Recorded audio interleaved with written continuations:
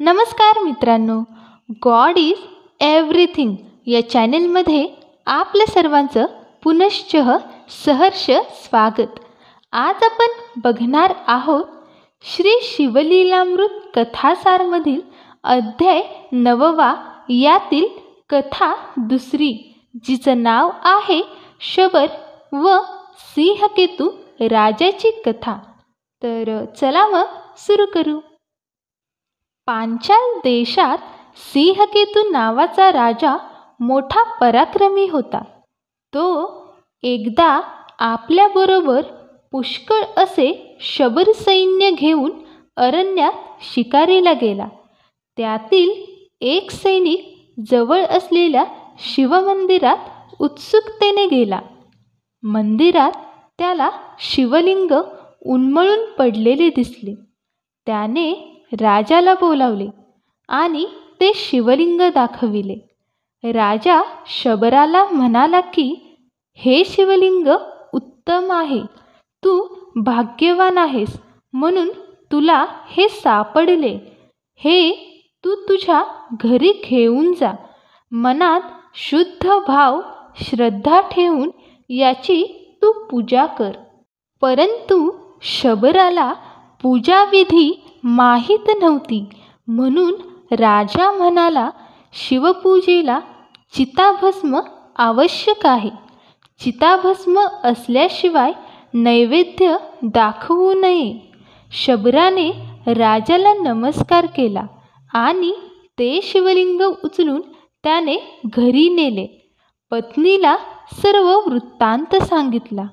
एका उत्तम सुमुहूर्तावर शिवलिंगाची स्थापना करून ते दोघेजण नेहमी नित्य नवे चित्ताभस्म लावून शंकराची मनोभावे आणि श्रद्धेने पूजा करू लागले. त्याच्या श्रद्धेची परीक्षा पाहण्यासाठी भगवान शंकरांनी लीला केली. एके दिवशी शबराला पूजेसाठी चिताभस्म मिळाले नाही. तो सर्वत्र शोधून शोधून थकला आणि घरी आला. तो त्याच्या पत्नीला म्हणाला, खूप फिरून सुद्धा चिताभस्म मिळाले नाही. काय करावे आता? पूजा कशी करावी? पतीच्या समस्येमुळे पत्नी चिंतित झाली. तिला तेवढ्यात एक उपाय सुचला. ती म्हणाली, मी स्वतःला जाळून घेते आणि माझ्या चितेचे भस्म तुम्ही शंकराच्या पूजेस वापरा. शबर चकित झाला. तिला तो असे करू नको, थांब, माझे ऐक असे म्हणेपर्यंत तिने स्नान केले. चिता तयार केली. शंकराचे ध्यान केले. दोन्ही हात जोडून अग्नी प्रदीप्त करून त्यात प्रवेशही केला.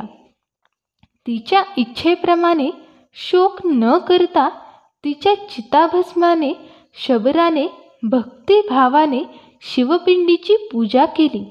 पूजेनंतर नैवेद्य आणून देण्यासाठी घरात दुसरे कोणी उरले नाही. रोज शबराची पत्नी नित्य नवे पक्वान्न तयार करून नैवेद्याची थाळी आणून ठेवीत असे.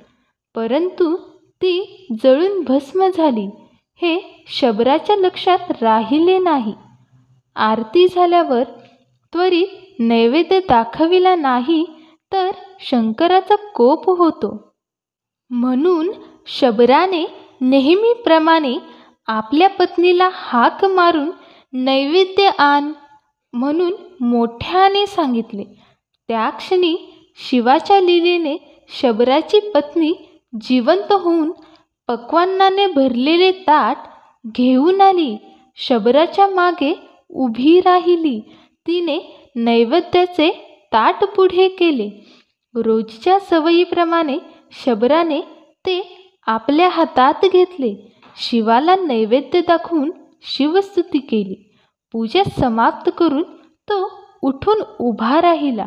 तेव्हा त्याच्या लक्षात आले, आपली पत्नी हात जोडून आपल्या शेजारी उभी राहून शिवस्तुती करते आहे.